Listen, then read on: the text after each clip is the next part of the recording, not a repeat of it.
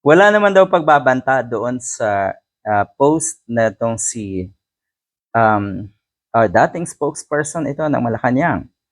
Etong si Attorney Trixie Cruz Angeles doon sa kanyang page. May kasama siya doon. Dalawa ata silang admin doon sa page na yan or may-ari ng page na yan. Oh, hindi daw pagbabanta yun.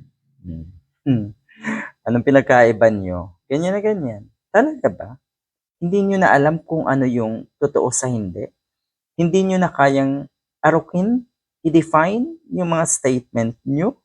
Hindi naman daw literal na pagbabanta. Mantakin mo, meron palang figurative na pagbabanta. Mga litsugas na ito. No wonder. Kaya nga kayo naging diehard eh. Baliktad na ang kaisipan nyo. Ang ibig kong sabihin, ang mga hinahangaan nyo, ay yung akala nyo ay mabuti. Akala nyo masama, akala nyo ay may mabuting hangarin para sa ating bansa. Ganyan na ganyan.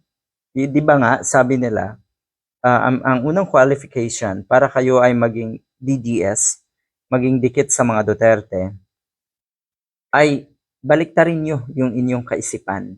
Kahanga-hanga yung mga kriminal, kahanga-hanga yung mga gumagawa ng kawalang hiyaan sa ating mga kababayan, kahanga-hanga yung mga korap. Totoong korap, ha? Yan. Yan ang gusto nyo.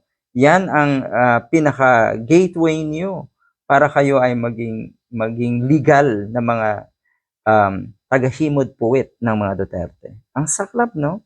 Sabi nga, ang pinakamasaklap na pwedeng mangyari sa isang Filipino ay yung maging DDS ka. Hindi daw ito pagbabanta. Sa tingin ko, depende yan.